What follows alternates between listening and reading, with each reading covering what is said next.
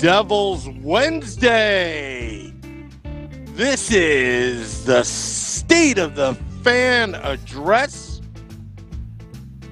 brought to you by Pucks and Pitchforks, powered by Fansided, on the Let's Go Devils podcast platforms, powered by Nova Product Design on the Primetime Radio Network. I am your host, Sam Wu, here with the editor-in-chief. I call him Chief now. He will not talk to me unless I call him Chief. Nick Villano of Pucks and Pitchforks, the editor-in-chief. Here right now, we're broadcasting on Facebook Live at Let's Go Devils Podcast. We're also on Twitter at Let's Go Devils Pod. YouTube. We got our own YouTube channel, Let's Go Devils. We're also on Twitch. All four of you on Twitch watching us while you're gaming, / Let's Go Devils Podcast, and also streaming live on letsgodevils.com and all over the internet afterwards with iTunes and Google, Spotify, iHeart. We're all over the place, Nick. How are you doing tonight?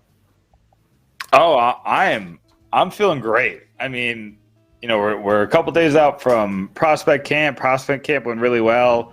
You know, there's a surprising amount to talk about after nothing really happened last week, but I feel like we got a ton to talk about tonight. You know, it's Devils hockey, so we're gonna come up with some really interesting angles to take. You know, and I love talking prospects. You know, my top 25 prospects came out like about a little over a month ago. And now I look at this prospect camp and I got to revamp the whole list. It's going to be cool. Yeah. So now the average Devils fan has been pretty in tune to these prospects, is what we're calling them. Prospects, young talent that was displayed in development camp. Some of the comments and some of the observation, I thought, hey, these fans know their stuff. And then some of the other stuff, I'm like, people, settle down. It's just development camp. Some of the stuff that they were doing, there was no contact. But this is why we're here, Nick, to talk about the 2019 New Jersey Devils prospect on episode 13. So where do we start? Who do you like? Where do we begin, Nick? Because there's so many of them. I mean, let's start. You know, there's a lot to talk about here because there was a couple guys who really, really stood out to me because I wasn't looking for them. You know, I think that we should start at the top. We should start with the top three guys in this system. The top three guys, and there's no doubt it's a major drop-off, and that's not saying anything bad about the guys after this. It's just how good these three are. But it's Jack Hughes, number one. It's Ty Smith, number two. It's Jesper Boquist, number three. So let's start with Hughes. Hughes looked every bit head and shoulders above everybody on the ice at every single point that he was on the ice. He was skating underneath the big guys. He was skating faster than the small guys who were here just for their speed. He was making really good shots. He was making a couple – his snapshots were looking real good, which is something I haven't done a lot of studying on his snapshots, but it's not something he's particularly known for, the wrist shot. But he's got a really good one, and he set a couple guys up for some really great chances, and he scored his first goal as a New Jersey Devils player. So you gotta love it, Sam. You gotta love everything that happened this past week because Jack Hughes was just out of this world. And then, like I said, Ty Smith was good. He was definitely the best defenseman that was there, but I was blown away with how good Jesper Boquist looked. Jesper Boquist, he looked like a playmaking forward. I'm sorry, I meant winger, but either way, he was a playmaker. He looked like mini Taylor Hall out there, and I don't want to put that kind of pressure on him because, Taylor Hall is an MVP. I'm not sure that we're there yet with Jesper Boquist, but just some of the things that he did look like Taylor Hall light. And that's what you got to love at a guy. He's either 19 or 20. I got to see when his birthday is. But a guy who's so young and might have 20 years of an NHL career ahead of him. Will the Devils lead the league in players named Jesper if he makes the team? I think they do. I think they were going for the record of Yegor's, but then they sent Rykov to the Rangers. So now they're sticking to Jesper's. Jesper is 20, by the way, but yeah, I mean, and they're both really good.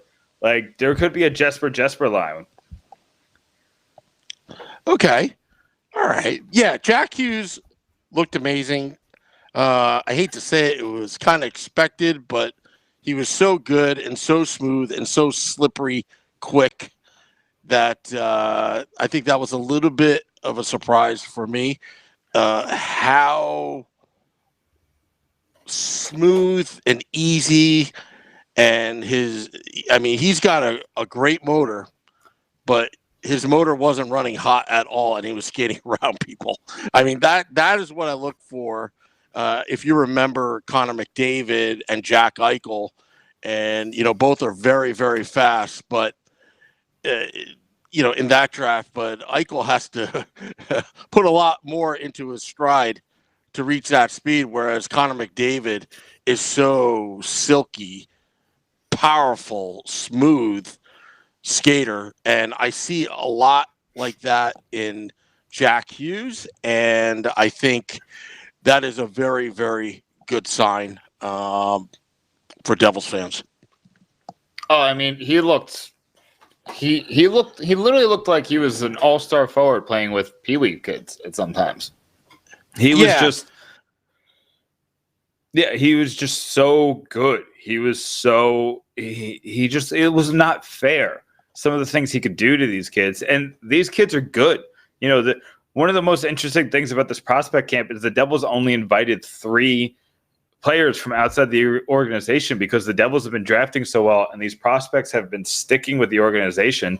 And these aren't older prospects. This isn't, a 23 or 24-year-old guys here. These are 20, 19, 20, 21-year-old guys that are fighting and scratching and clawing to make an impression. And Hughes doesn't need to make that same impression. Hughes doesn't need to go out there and prove himself to make this roster, but he's still just kind of, like you said, going at whatever speed he was going at, just still head and shoulders above the rest of the people there.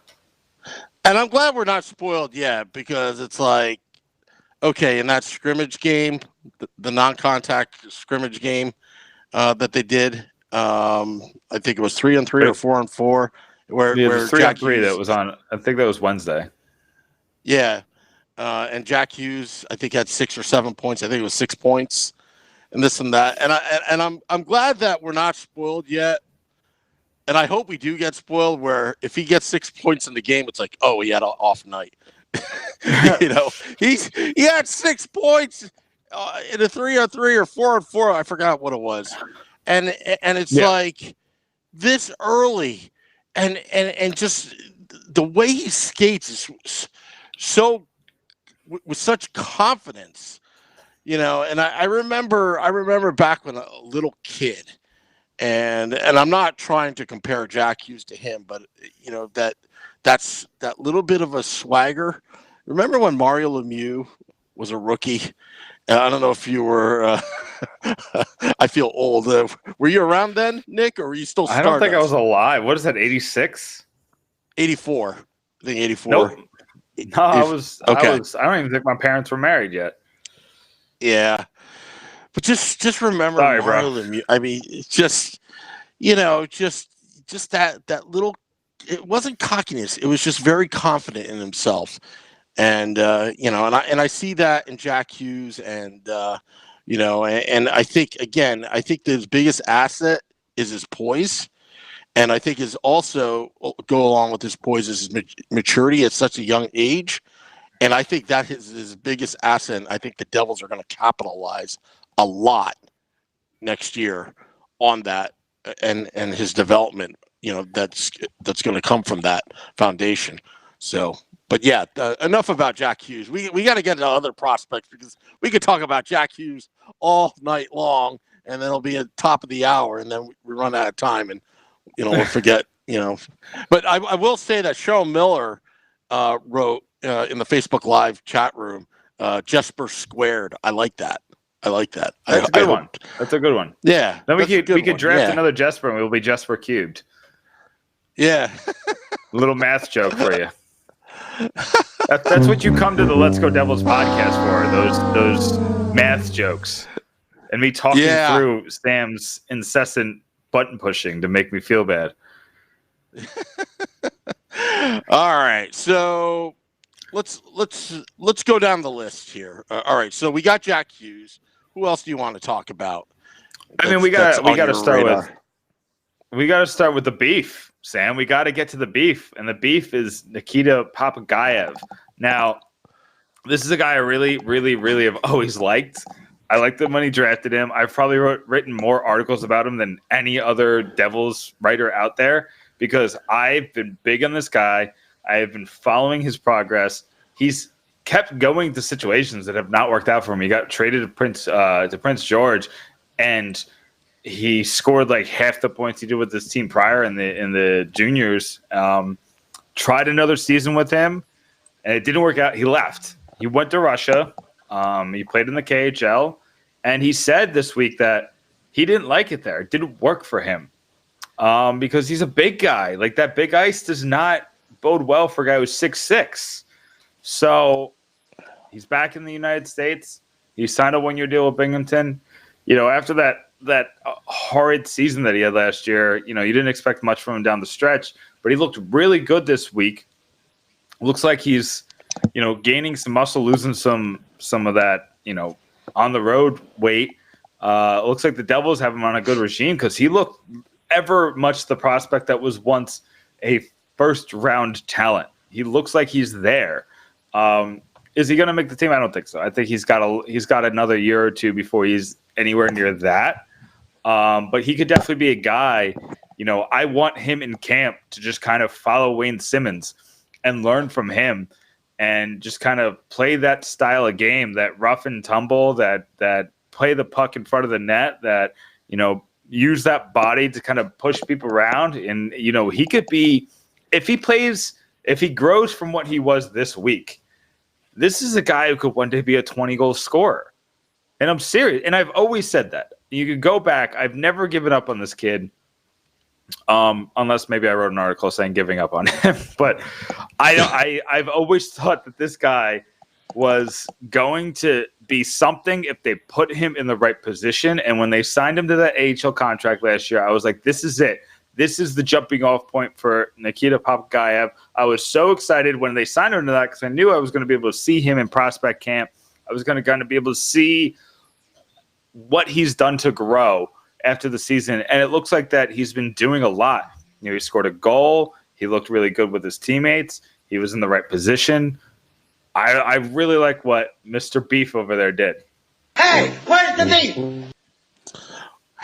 I had to play it, Nick. I had to play it. I was actually playing it during. I was actually playing it just to annoy you during our pre-production meeting, and when I said, "Yeah, we're gonna cut the mics," and I kept on playing it just to annoy you.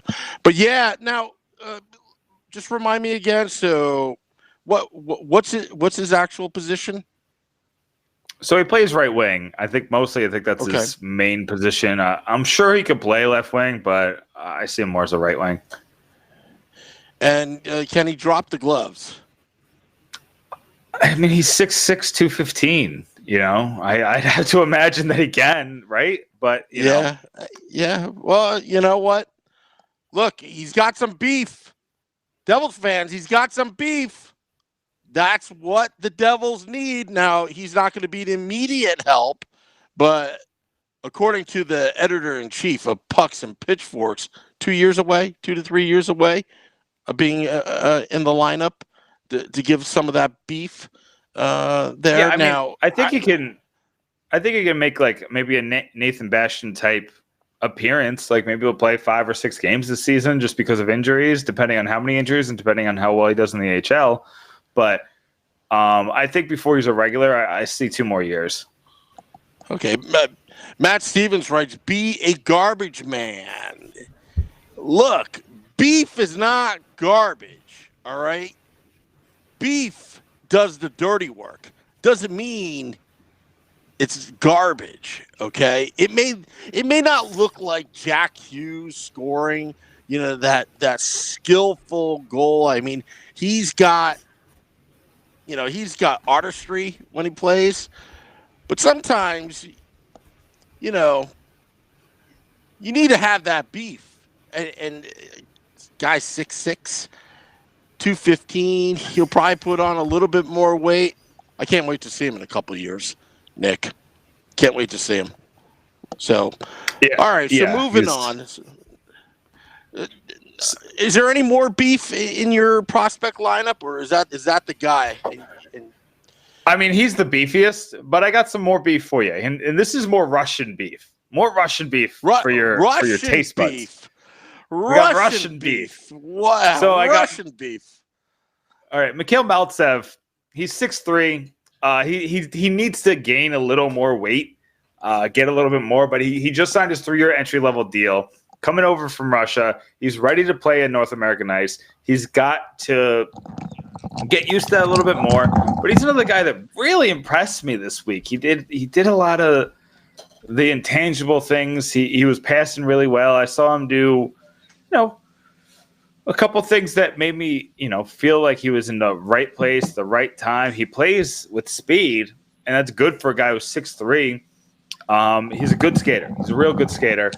But, I'd like to see him do a little bit more with the puck, and I think that's why he's in North America right now, is to kind of get used to the style of game that we play here, the North American style.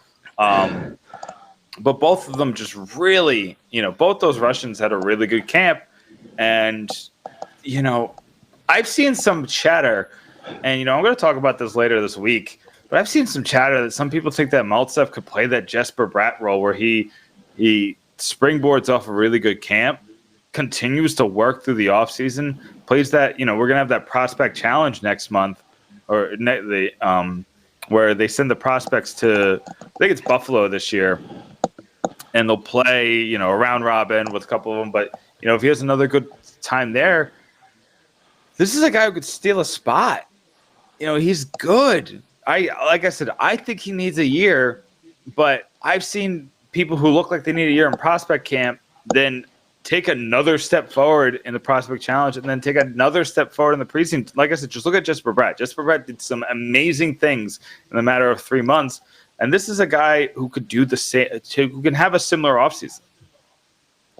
Yeah, well, John B. agrees with you. I like Maltsev. Hey, you know what? Let them play. Let these prospects play. I mean, I love the competition here. I mean, there is a lot of young talent. Not every prospect is going to be the next, Sidney Crosby or Jack Hughes or whatever, but they do fill a role, right? And when that time comes, there are only a certain amount of spots. You want to make sure that you have a good diversity in your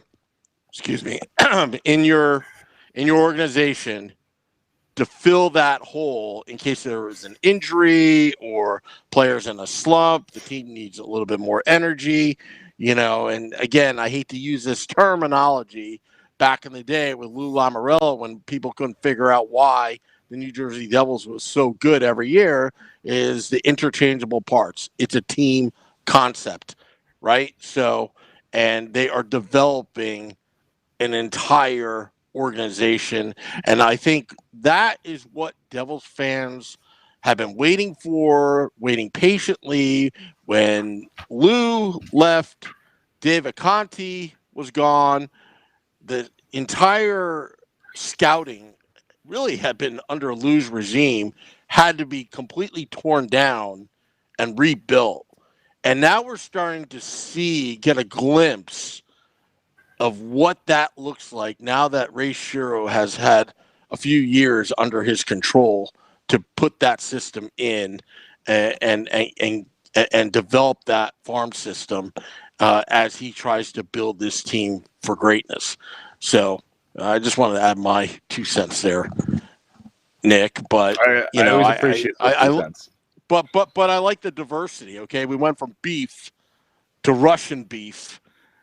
Now, where are we going from here? Right now we're in Russia. Is there any more beef? So I mean, I got to bring you back. We had to take you off the beef. Actually, you know what? We're gonna go to more beef, Sam, and we're gonna go more to beef. Oh, I'm gonna go to the most gifable beef that you've seen.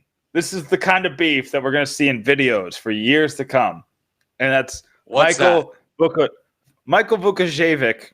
I think I said that right. Michael Vukajevic had the best goal I've seen all year. Now, he must be watching videos of Graham Clark with his lacrosse style. And Graham Clark, he's another guy I really like, and I'm very, very happy the Devils drafted him. He was a guy I pegged to the Devils a long time ago. But Michael Vukajevic, he had that. Did you see that spinorama goal, Sam? Oh, yeah. Here, I'll just spin right now. It was like this. It was like that. It was like that, but it was all in half a second. It looked just like that. That was probably the exact. I think that's what he did. He kind of did a back and a forth, but he did it so fast we thought it was a spin. Either way, that was the prevailing. That was what everybody was talking about coming out of it, was that spinorama goal. But this is a player, and by the way, he's a defenseman. He's a 6'3", 212 to 220 pound defenseman, right? Yep. And this is a guy who was a first-round pick in the OHL draft, a couple years ago. He had an interesting journey where, he was playing at Michigan, but he wasn't. His eligibility got messed up. He ended up having to wait to play for the Kitchener Rangers. Now, it really pains me that he's a Ranger. We got to do something about that, Sam. Maybe we got to, send something Ray's way to try to help bring this guy on some kind of Devils team. But either way, he's playing for the Kitchener Rangers. He worked himself up, getting himself, more and more minutes. He's a guy who knows how to earn his role on the team. The Devils took him 82nd overall this year. He's a guy who's I expect to develop into something good. He's got the skills at his size to do something really good in this league. And the fact that we got him in the third round, Sam, this is, he just showed you what he can do. We shouldn't get too wrapped up in the spinorama, but not a lot of hockey players could do that. Sam Wu, one of the only hockey players in America who can do the spinorama. But Vukajevic, he's just a guy who's. I want him to come to the AHL next year because I want to get control of this kid. I got to look at his age because I got to see if that's if he has to spend another year at Kitchener because he still has a little bit of ways to go, and you expect that with defensemen. Not everybody's gonna be Ty Smith 1 year and done. And he was in the WHL. I really like this kid.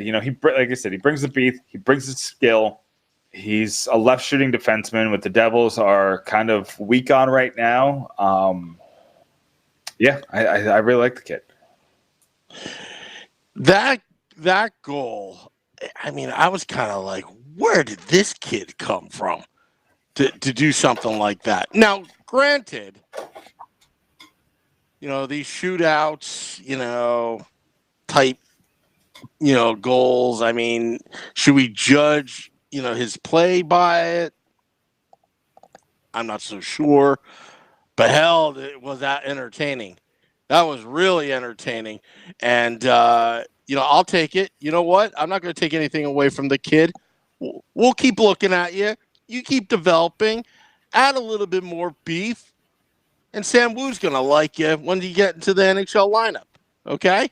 So keep up the good work, buddy. Sam loves the beef. He loves him some beef. I'll tell you, I carry around a meat stick right now because I love the beef. I just love the beef. I just like to have a little beef stick to gnaw on, when I'm hungry, get a little protein, get all fired up. I like it spicy. I like it hot. Yeah, like the beef. All right, so moving on. Moving on. What other prospects? What other 2019 New Jersey Devils prospects do you have, Chief? So I got to talk about a very controversial player in this organization. He might be behind Pavel Zacha, the most controversial New Jersey Devil. That's Michael McLeod. Have you heard of him? Have you heard of this kid? Whoa. Who's that? Michael McLeod. Some call him Mikey. Some call him Mike. Maybe somebody calls him Mitch. But his name is Michael McLeod. All right. Before you begin, I got to tell you, I got a confession. I did something to Beer Baron. It hasn't happened yet. I don't know if it will happen. So I saw this cameo thing. Did you see that cameo thing that's going on? Marty Brodeur has a cameo where you pay him $300 or something like that, and he'll say happy birthday or whatever. So I started scrolling down. I started scrolling down, and then I found that the guy with the pickle juice, Blake Coleman, has a cameo, and it's a lot less expensive to do. So let's just say I got one, and I just told him, could you tell my co-host Beer Baron to stop gushing over Mikey McLeod and start drinking the pickle juice?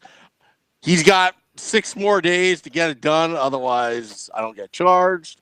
But I hope he does that, because we will play that on the next State of the Fan Address, episode 14, hopefully, that it did happen. But anyway, I had a confession to make. I haven't even told Beer Baron. He's probably sleeping right now. He probably doesn't even know, while everybody's like pointing and laughing at him right now. Ha ha ha! What is him? He's got summers off. What's he doing sleeping at 9:30? He needs to be listening to the State of the Fan Address. Well, he's also I don't know. I think he has a summer job right now. He's got a summer job right now. So, you know those New Jersey teachers, they got to do something in the summer, right? So he's got a summer job right now. So, but anyway, go on about Michael McLeod or Mikey McLeod or whatever you like to call him. Yeah, I mean, I liked what I saw from him. Here's the problem I had. I don't want to be all sunshine and fairy tales, so I got to talk a little bit of negatives. I liked that he is getting better at the things he was already good at. He is becoming a better distributor. He's becoming a better skater. He's becoming, his vision's getting better. He could enter the zone. He could beat guys off the puck. He can do a lot of things very well. I need him to shoot. I need Mikey McLeod to shoot the puck. I need to see that he's been working on that shot, and then that shot is getting better. And I didn't see that this camp. I thought this was his best shot. I thought if he was going to be a guy that was going to be a surprise to make the team, and I still think he can be a surprise to make the team, but if he was going to be one of those guys, he needed to show that his shot has become NHL level at least. At least a guy who could score 15 goals. Because the Devils have a lot of guys that are close to that. And if he's a guy who can't score and he's only getting the lucky goals, but he could distribute it and make other guys better, I think there's a spot for him on this team, just not this year. He needs to work on his shot and his shot only. He needs to get confidence in his shot. He needs to get the coaches confident that he can make the shot when it's necessary. He had a great play where I can't remember who he beat off the puck, but he beat somebody off the puck. He had a little bit of a breakaway. He had Jesper Boquist coming in, behind him. He made a beautiful pass behind him. Jesper Boquist scored. Everybody's happy, right? He scored, but he's always looking for the pass. And eventually these NHL players, and especially these NHL coaches, are going to know that when he has the puck, he's not going to shoot, and that fear is gone, and that's going to really stymie his production. Now, are you saying that he needs to work on a shot, or he needs to shoot more and build that confidence? How's his shot per se? Both. So his shot was great. But you don't think he's going to crack the lineup, do you? No. Is he going to start off at HL? Okay. Yeah. I think he'll start off in Binghamton. This is what they need to do with Michael McLeod, because I've had enough. All right, I've had enough. If that's all he really needs to get going, because I saw some great things. Okay, I'm not going to lie. I saw some pretty good things. What they need to do to Michael McLeod is they need to send him to Russia, to Siberia. Beef up like Rocky did in Rocky 4.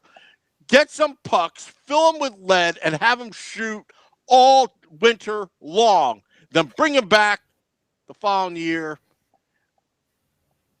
That'll take care of that scenario. I think this kid could be good still. I do. He just... Yeah. Something's off. Well, you know what? If your head's not right, it doesn't matter what kind of skills you have. And I think he needs to work on a shot. That's what everyone's saying. I forgot who said it in the Facebook. Oh, Chris Tynan. He does seem scared to shoot. That's going to be a problem because, look, in the NHL, you can't hesitate. You got to be decisive. You don't have the time to hold on to the puck, Mikey. You just don't. You got to think quick, because I'm going to tell you something, Mikey McLeod, and I mean this very seriously, and I mean this with respect. But if you're going to hold on to the puck and you're looking to pass it every single time, and this is the NHL, you're going to get hit so hard before you know it, because you're just hanging on too long. You got to be more decisive, and if you can't find anybody and you can't shoot it, just dump the puck, let somebody else handle it. But I'm just afraid of this kid. He's just going to get popped one day. Because sometimes I'm watching him carrying the puck and this and that. I don't know. Even when they drafted him, I was kind of like, I don't know. I wish him the best, and I want Beer Baron to actually make fun of us in 10 years with this kid. But I'm just not seeing. He's got to get the mental aspect down first before working on that shot, because he's just, that lack of confidence will take you a long way. And it's almost like, wake up, kid. You're in the big leagues right now. You're a first rounder. Get to it. It's nothing. Stop overthinking it. And that's how I feel about Mikey McLeod. Like, I want him to do well, but man, if you're not taking charge of the situation and you're just waiting for the perfect play will never happen. A lot of great goals are here, I'll use that terminology, garbage goals, but they're great because they win. Goals are goals. No, you're absolutely right. And he's out of center spots. So a guy who's just a distributor doesn't really work on the wing. You can have a guy who's a good distributor. Taylor Hall is one of the better distributors in the game, and he's a wing. But Taylor Hall could one of the reasons why it's working out so well is because his threat of scoring a goal every time the puck touches his stick. But if McLeod doesn't do that, and they tried him out in the wing a little bit last year, and he scored no goals in 20 games. And I still think he looked better than that stat.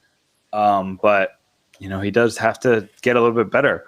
But we've been talking about this a while, so I'm going to run through a couple just real quick, Sam, if that's okay with you. Oh, that's fine.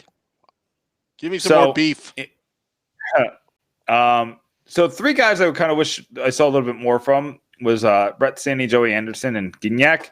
There are three guys that I thought were going to come in here, be the veterans, and maybe that's all they did. Maybe that's all they were trying to do was just kind of, show these guys the way. They've already have, Anderson and Senny have a decent amount of NHL experience from last year. Anderson's a guy who's been captain Team USA, but I was kind of hoping I'd see them, look like an NHL player against prospects, and I don't know if they did that.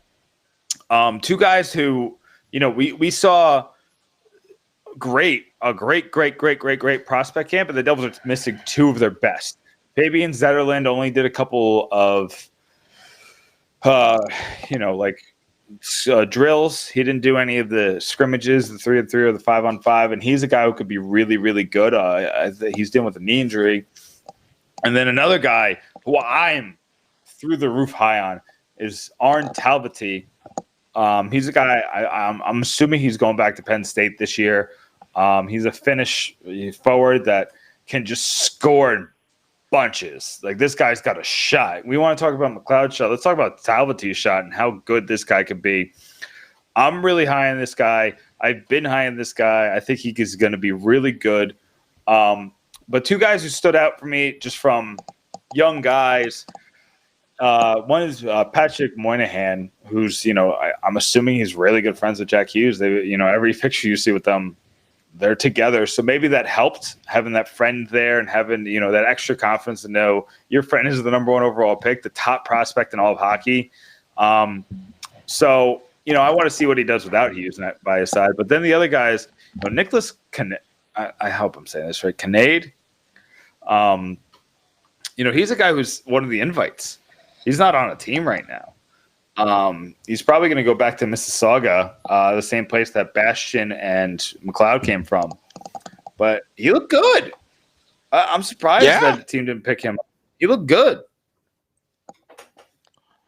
Yeah, I couldn't agree more with the kid from Penn State. Now, how do you pronounce his name? Because I read it. And kid from Penn State. I'm pronouncing it phonetically. I'm saying Talboti. Okay. Arn Talboti is what I'm saying. I read up. That was a pretty devastating injury that he had. It was last January, and he got hurt at World Juniors. Is he going to be back in the Penn State lineup right away? Is he? Do you know at all? The timetables are right about there. He might miss a month. Maybe it's like how Corey was last year. I think he'll be back sooner rather than later.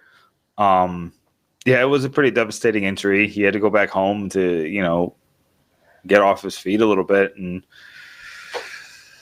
I like the I'm kid, though. looking forward to that kid. Yeah.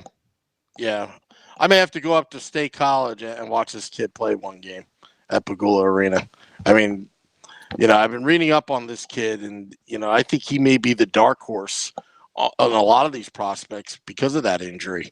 Will he come back and be that same player? Injuries take time sometimes. It may take a year or two to get back in the groove where you were. Or sometimes, unfortunately, for some players, they're not the same. But I don't think it's the case. I think this kid, really wants to be one day playing for the New Jersey Devils. So we'll see. But I'll be definitely looking at his Penn State games and seeing how he's progressing, from that injury. So, we're gonna move past the prospects.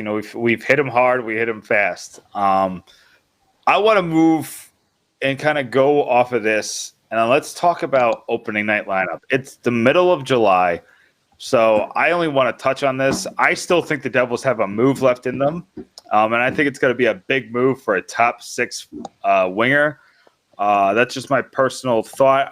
I everywhere I look, it says Ray's not done, so I don't think he's done. But we can revisit this at a later date. I just want to talk about the line combinations because they could go a number of ways, Sam. First, I think as currently just constructed, I think that the extras, like the guys who are going to make the team, are going to be obviously Jack Hughes. I think that Jesper Boquist is going to make the team. I think Ty Smith is going to make the team. And I think that's going to send everyone else back to the AHL. That includes Kevin Rooney. That's Joey Anderson. That's McLeod, Bastion, all of them. You have a space for one extra in that fourth line. Oh, I'm sorry. You have space for one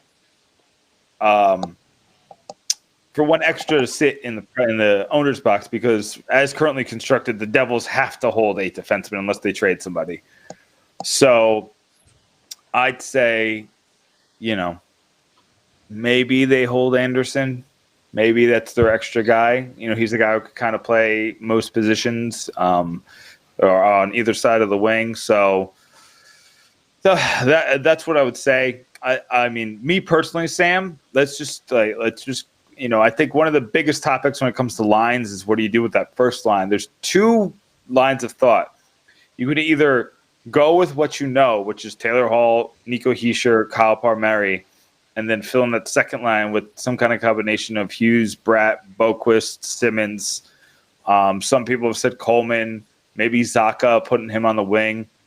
What do you think, Sam? What is your ideal first line? Well, the conservative play is what you just, go with what you know, build from there, right? But I'm a different kind of person. I like to take risks.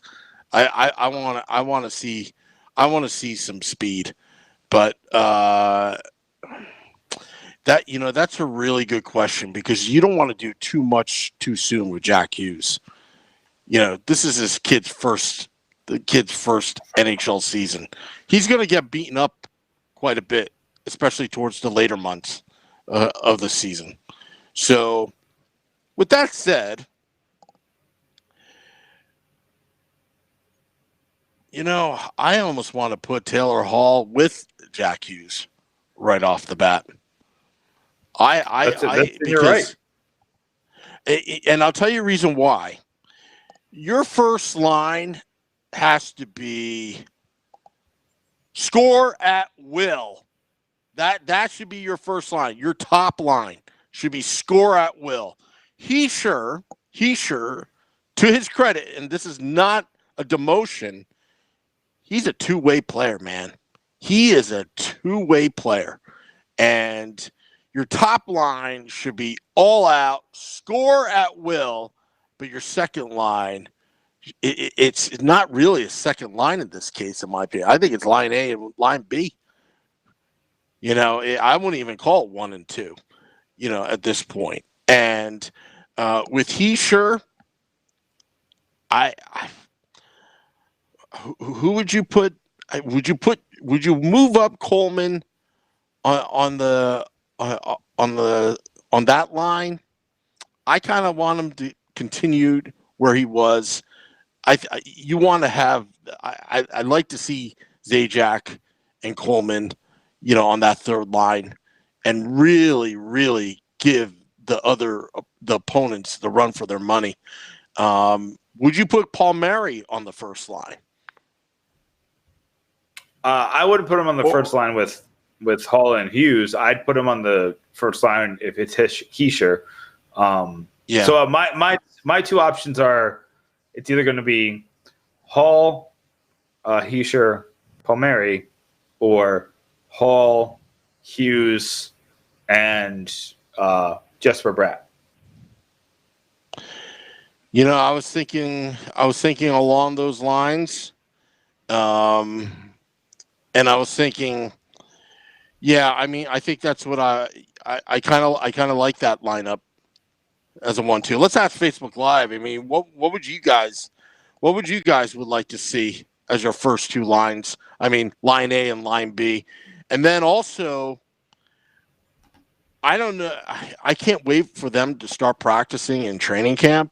What their power play is going to look like. Do you go with Russian hockey, 4 forwards and one defenseman?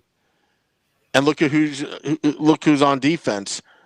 You've got Vatanen.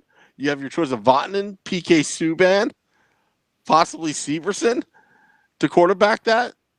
You didn't talk about the best quarterback they have on the team.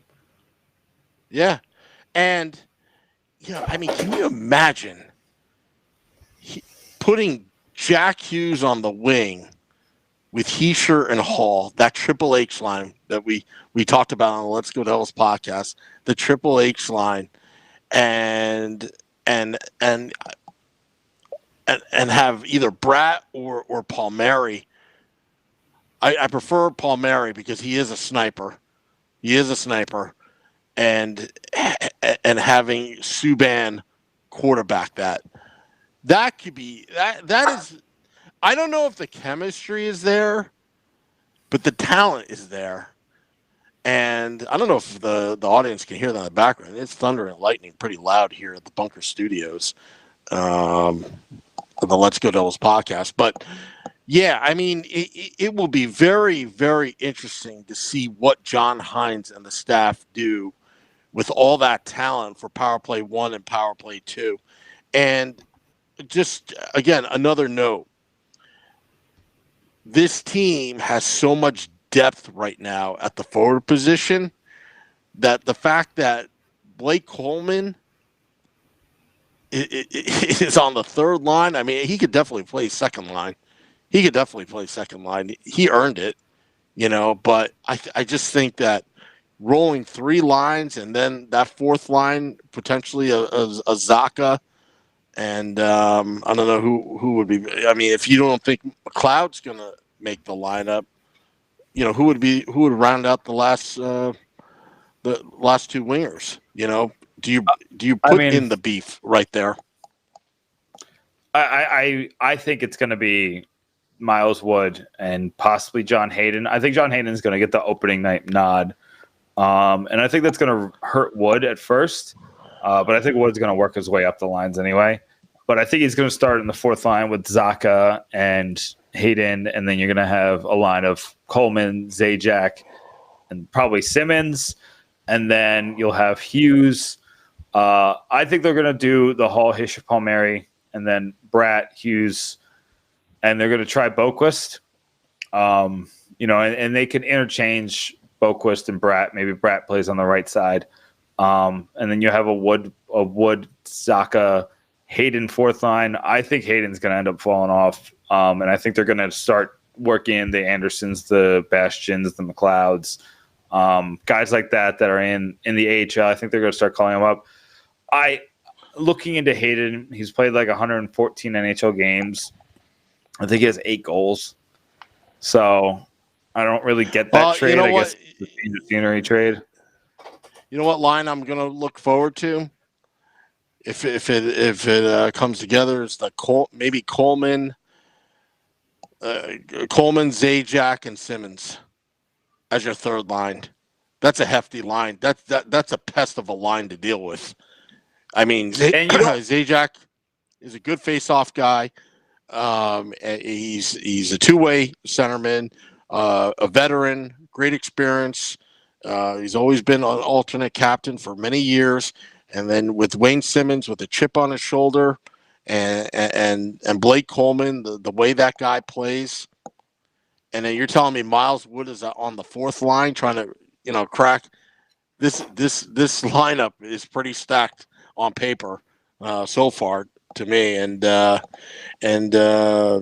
reading some of these comments, someone said, did someone say Line A? Did someone say Line A?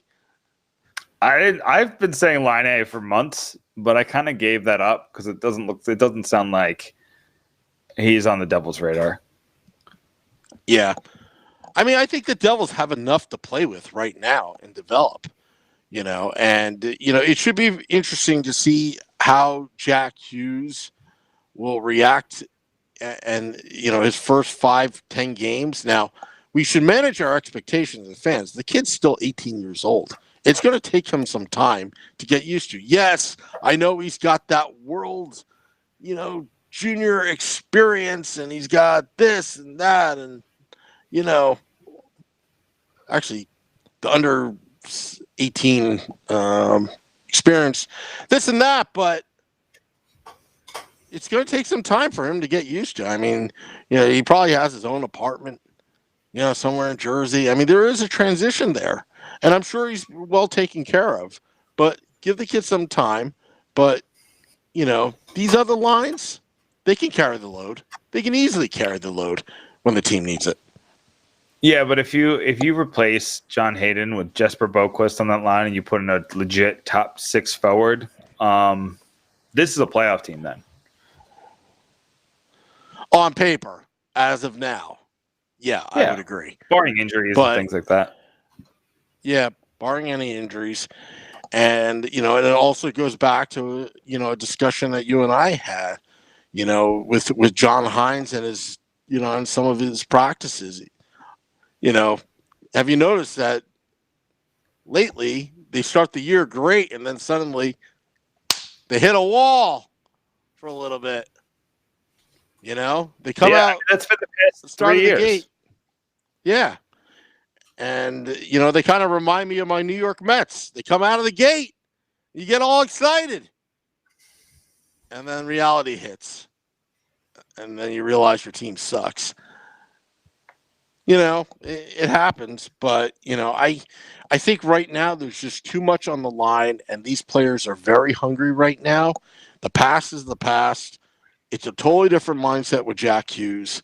I just want fans, Devils fans especially, just manage your expectations. He's not going to score 6 points every game, but let the kid develop into his. I'm saying that inside, Nick, but let's be realistic here.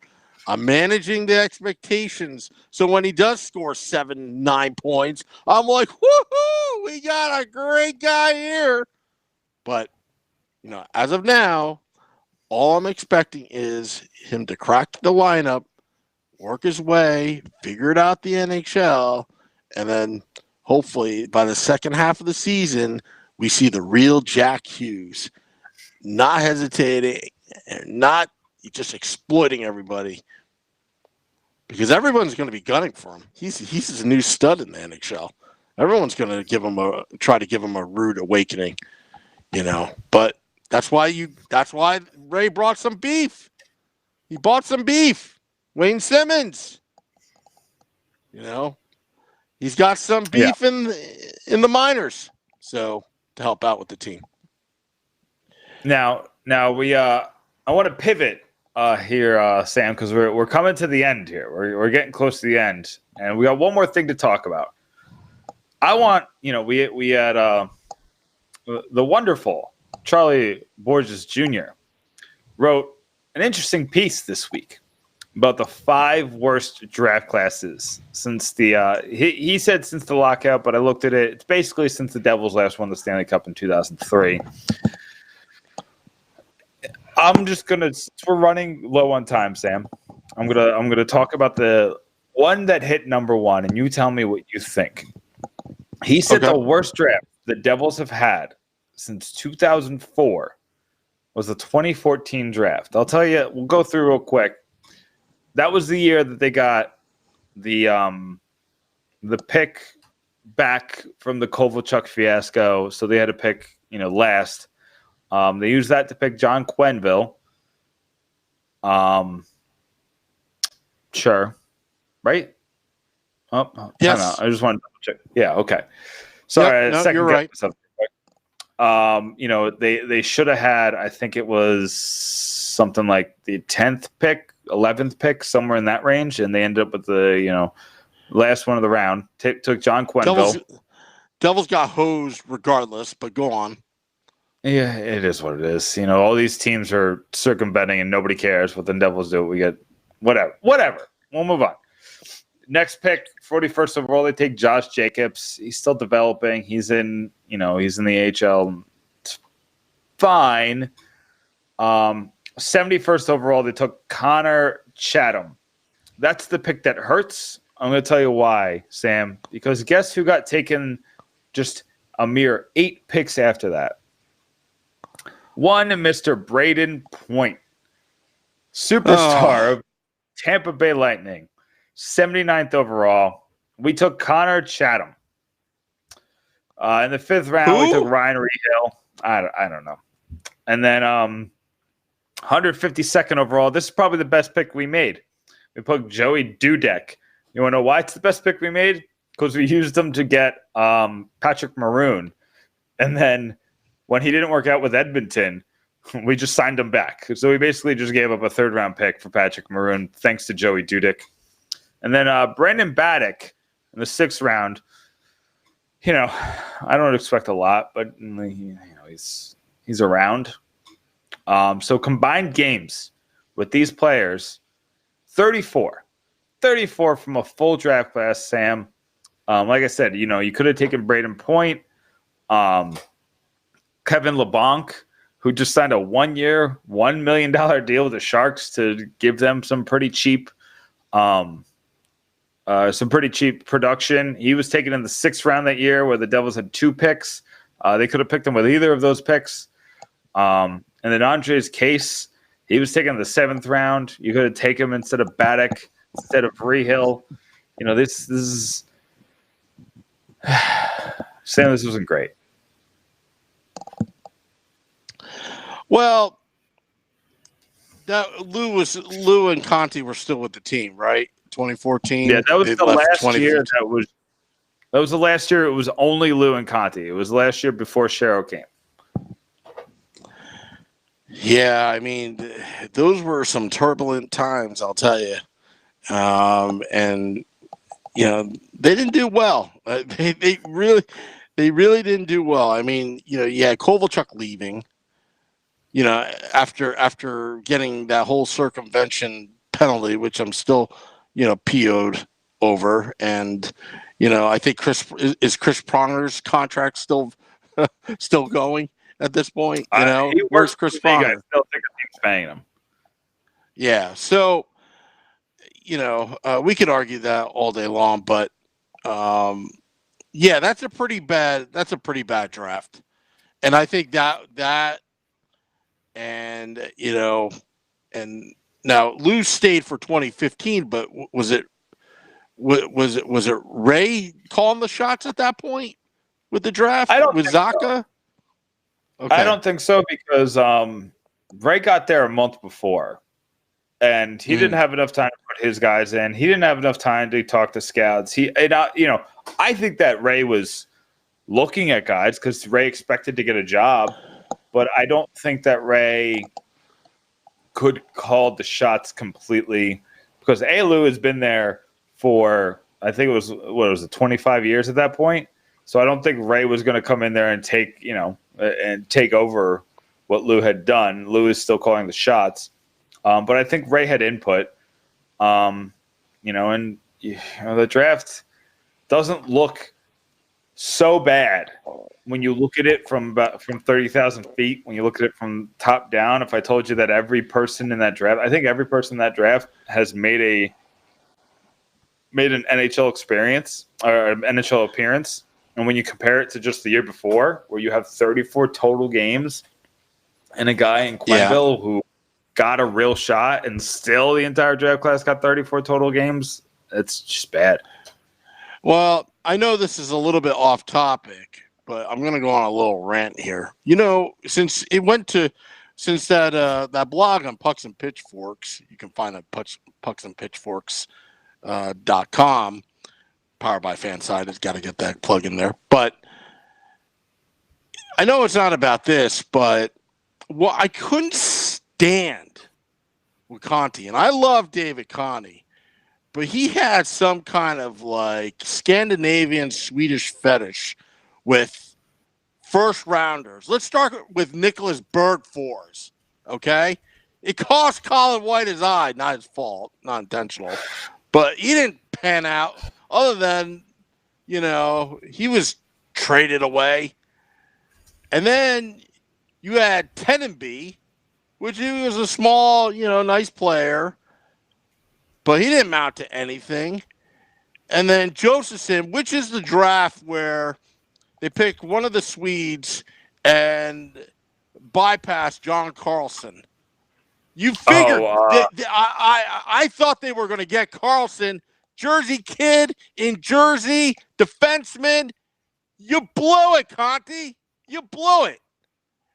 And that still makes me mad to this day. And then just like the Jets fans when they picked Ken O'Brien over Dan Marino. And that Jets fan, ever see that clip? He's like, I think the Jets, I think they must know something. I kind of trust them here. That's how I felt at the draft when I thought they were just going to get Carlson. That didn't happen. And I believe there was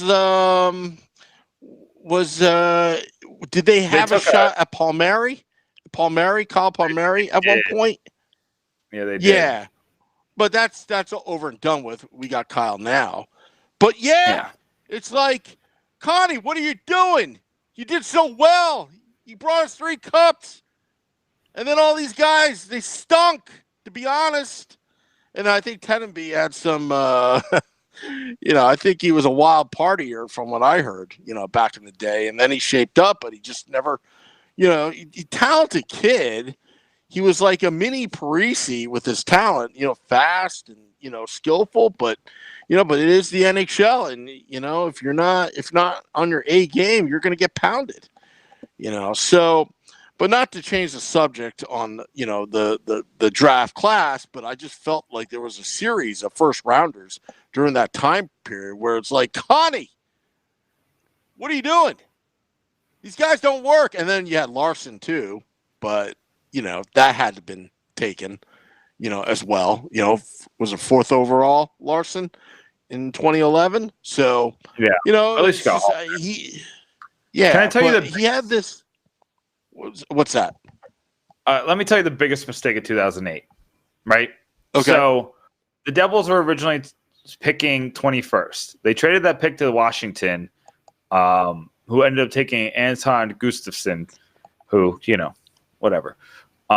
Then they moved down to 23. They ended up trading that to Minnesota to go to 24, which is where they took Tenenby. Now, basically, you could say their first round pick got them Tenenby and Alexander Urban, which are 2 players that we were just waiting forever to ever turn into something. Now, what they should have done is they should have given up a first and I don't care, 2/3, a second, because the Ottawa Senators traded their first round pick, number 18, and their 3rd round pick to move up from 18 to 15. So obviously the Devils had to give up a little bit more to have the Predators move down to 21. But guess who they took at number 15? Carlson? Erik Karlsson. So the Devils should have tried to be that team to move up 6 picks, just 3 more picks, and give up whatever it took and take Erik Karlsson. Or they could have moved up to 17, take Jake Gardiner, who, he did take a little bit more time to develop, and he really hit his stride with Toronto, but maybe, he has the talent. At 19, Lucas Spiza, he's at least a decent player. Michael Del Zotto had a couple of good years. These are all guys that the Devils could have traded up for just a couple picks in front of them. Instead, they traded back, and all they really got was, I think they got. Did they get Cormier too? I know they got Urban and Tenenby, but I really would have liked Karlsson on this team, Sam. I really would have liked it. Yeah, I you know what? I remember, I think the Devils had a draft day night at Prudential Center. It was one of their first, when the building opened. And I believe I was talking to Sherry Ross, the great Sherry Ross. Love her. And great. I think she was surprised that they didn't take Karlsson. And again, it was like that mindset because the Devils, 3 Stanley Cups with Connie and Lou, and it was just that, I think the Devils may know something, and I'm very happy with this pick, but it didn't turn out to be that way. And, and that's why I was a little bit hesitant.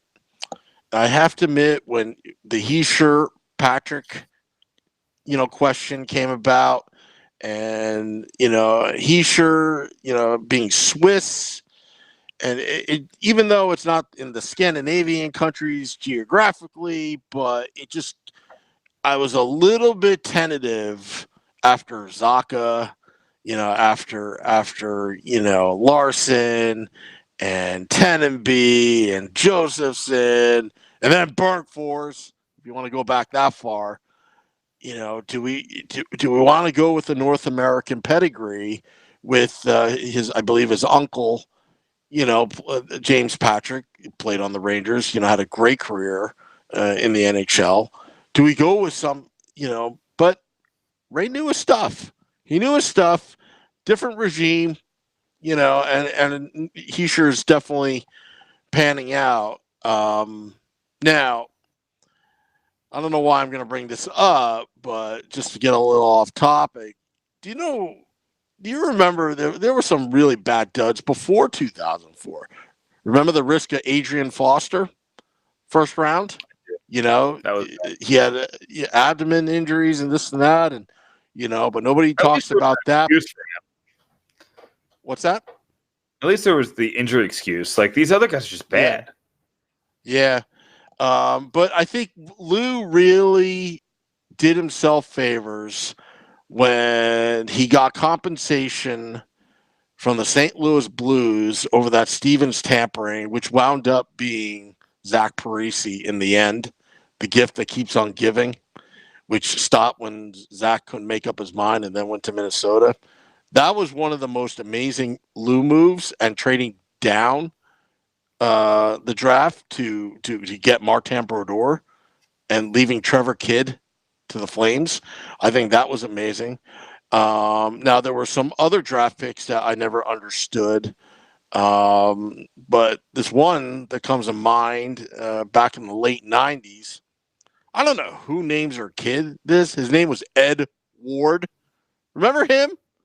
Ed Ward? Who names their kid Ed Ward? Yeah.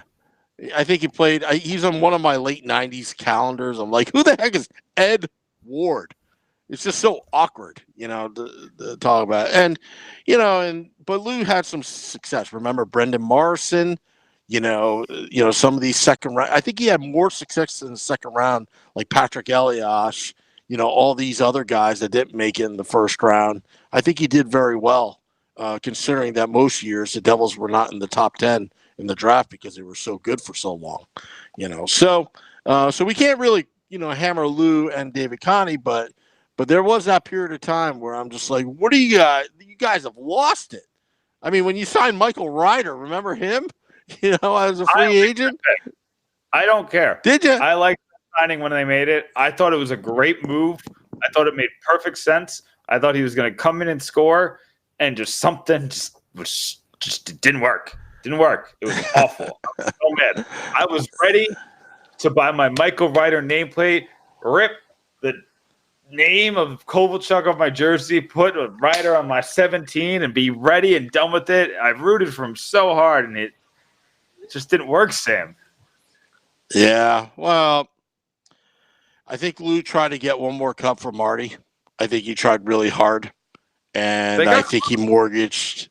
Yeah, he got caught, but I mean they got close in 2012, but but I think there was just not enough in the end, and I think Marty could have played another couple years had he had a really, really solid team around him. But you know what? Marty did his own thing. He went to college. He went to St. Louis Blues, learned from them. Now he's back with the Devils. All is good in Devils land, but yeah, it's, but, there was a period of time there where Lou went on a slump and, a lot of times back in the late 90s and early 2000s, what was the difference between the New Jersey Devils and the Detroit Red Wings? It's those late rounds, the Pavel Datsyuk and Henrik Zetterberg. What were they, 6th, 7th round? That was the big difference between Ken Holland and Lou Lamoriello. And, I don't know if Ken Holland just got lucky or he was that good, but let me tell you, Lou was a great drafter back then with David Conti, and that separated really of the dynasty between, of that era between the Detroit Red Wings and the New Jersey Devils. The Devils had won 3. At that point, the Red Wings had won back-to-back, and then they won in 2002. So it's like, which team would you pick? Or would you pick Colorado back then? Winning 2 Stanley Cups, which, to this day, I have my conspiracy theory that it was all rigged for Ray Bourque in 01. I will debate people to death because anytime I watch those game tapes, it's like, why isn't this an icing? Why isn't this called? I know it's Game 7, but why isn't this called? And then this whole media hoopla. Yep. So, but hey, that's why we talk hockey. There's no right or wrong answer, and then we move on. Though, after 98, Lou had a decent 2000 draft, but 98 was the last time he hit the nail on the head. He took Gomez in the first round, Brian Giunta in the third round. Got a couple other NHL players, but nothing great. But, I mean, you're getting 2, top-line players in a draft. That was when Lou was at his best. And, in 2000, like I said, in 2000, he made a bunch of really good later round. Like, he got Paul Martin in the second. He got Michael Rupp in the third. And you got Derek Engelland in the 6th. But his first-round pick that year was David Hale. So. Oh, yeah. Well, and he also got Paul Martin in the second round, right? That was a good. Yeah. That was a good pick. A good one. And also, like I said, 2000 also, just sorry, I lost my train of thought here, but just remember that '98 draft. Who didn't want to play was Mike Van Ryn, if you remember him. That defenseman. I think it was back-to-back. They had 2 first-rounders in the late first round that year in '98, and I think the Devils wound up trading him to Florida. I forgot what they got for him, but, Lou got, I think he was a decent player, Van Ryn, if I remember correctly. He played like 350 games, so he's fine. Yeah. Not what you want from first rounder. I'm looking up the trade. So he went to Florida with a trade. This says with the trade with the Maple Leafs in 2008. Okay. So I don't know what happened there. I'm going to be honest with you. I don't know what happened there. Yeah. Well, something happened. That's all I know. But and I still want to know whatever happened to Deron Quint. That's another story for another day. They traded him back in 2003, and he played 4 games, and then the guy just disappeared. Just like Vladimir Malakhov. He goes skiing, and suddenly he's retired. So the mysteries that I always wanted to know about Lou Lamoriello, but nobody knows. Like, what happened to these guys? They just got buried. Or where's Mike Jefferson Danton? Where is he nowadays? But anyway. Just before we go, real quick, I learned what happened with Mike Van Ryn. I don't even remember this, but he used a loophole to sign with the St. Louis Blues 2 years after he was drafted. He fought the NHL rights of college players in court, and an arbitrator ruled that he could play a season of major junior hockey and become a free agent. So he went to the Sarnia Sting, became a free agent, signed with St. Louis. St. Louis eventually traded him to Florida. That's it. So he did the Devils dirty. I don't know why he would be doing the Devils. Maybe he just didn't see a spot on the team at that point. No. Back then, Lou was a penny pincher back then. Just remember that. The McMullen, Lamoriello, it was all about penny pinching, arguing contracts. I know it drove Scott Niedermayer nuts. It drove Scott Niedermayer Steven signed an offer sheet after he went with the Devils. I think it cost the Devils like 2 or 3 times what they were going to actually pay him. Because Lou was being cheap. Yep. Lou used to be pretty cheap, but he was good. And he brought some Stanley Cups. Well, that concludes the podcast. State of the Fan Address, episode 13, on the Let's Go Devils podcast platforms. I guess we'll be back next Wednesday, right, Nick? We'll be here. We'll find something to talk about. Just real quick, just go. We've listed the 5 worst drag classes. We told you what's number 1, but number 5 through 2 is on the front page of pucksandpitchforks.com right now. So make sure you go check that out and let us know on the Twitter or on the Let's Go Devils podcast Facebook what you think is the worst draft year in the past 15 years of Devils hockey. All right. Well, till next time. Oh, by the way, before we go, just got to make one mention. Sorry, I forgot about this. I posted a video of a little kid holding up, a Jack Hughes autograph photo, and he says Jack Hughes is here. That is Colin, and he was last year. He was diagnosed with leukemia, and had to take some time off playing hockey, and battled it very strong. Hashtag Colin44 strong, and now his cancer's in remission, and next month he's clear to play hockey again. So I just want to make a shout out to Colin and Keith. Keith gave me the whole backstory in the videos on that, but I wanted to just get that in there. All right. Well, that's all for now. Just remember that we will drop the podcast probably after we sign off. Until next time, let's go Devils.